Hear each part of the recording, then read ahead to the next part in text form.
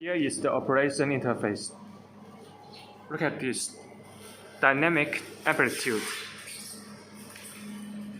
is to adjust the power output. The greater the dynamic amplitude is adjusted, the greater the power and the shorter the time required. And we look at this. Ultrasonic testing. When we change the mode, press this button is to check whether the mode head is normal. And when we touch here, we go to the parameter setting interface.